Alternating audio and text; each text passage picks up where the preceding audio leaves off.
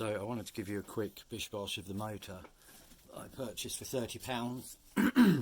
This isn't the motor, but this is some kind of backing plate off the washing machine. And I just wanted to measure it.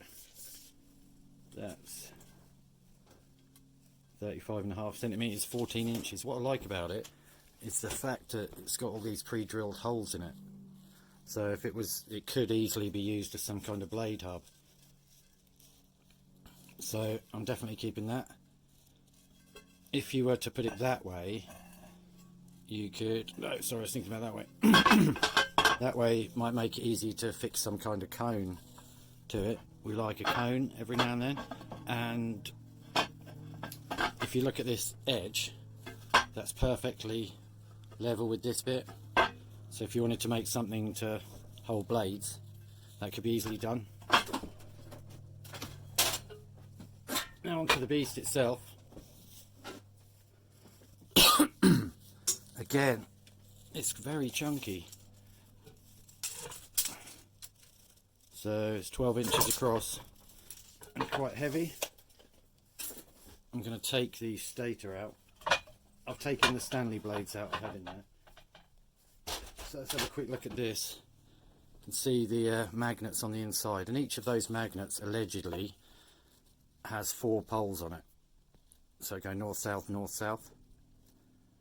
So just see how many there is.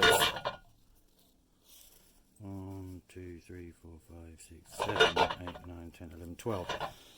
So in theory, that is sticking with the old ratio of, so there's effectively 48 magnets there. I know it looks like there's only 12, but I have on good authority that that is the case.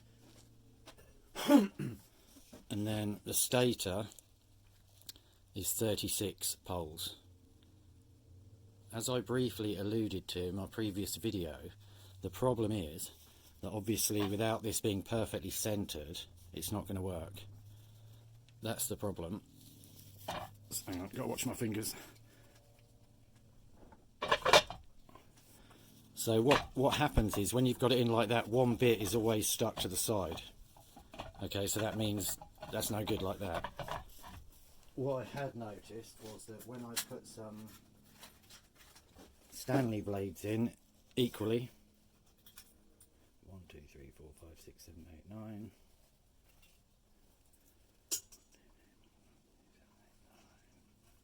Oh, where's opposite there? That one, and then that one. This side is the side that's stuck. So now it moves quite freely up and down.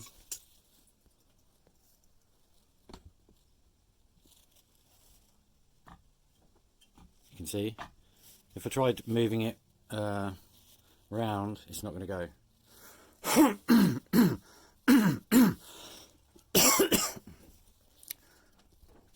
So yeah, let's have a quick look at you can see how the wiring goes around.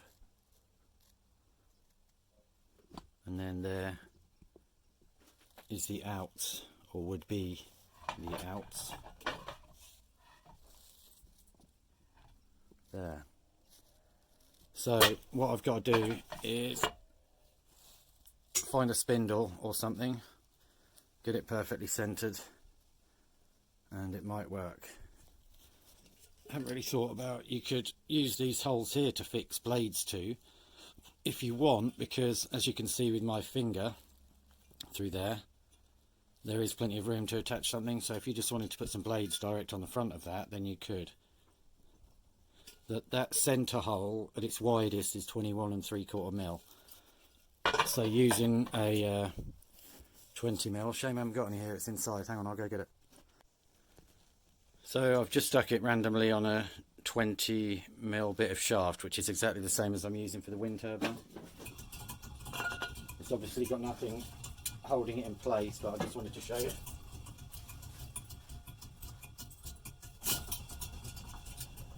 So, but yeah, I guess I just wanted to show you that the shaft is around 20 mil. So yeah, that's just a bit of a closer look for anyone who's interested in using it as a wind turbine. this comes off. And I've got this metal plate with it. But bear in mind, when it's rewired, all the wires are going to be inside here. So if I was to use that metal plate, I'd have to get some bolts and lift it off a little bit. But yeah, I'm sure we can do something with that in a bizzle. Just another quick look at the magnet bit.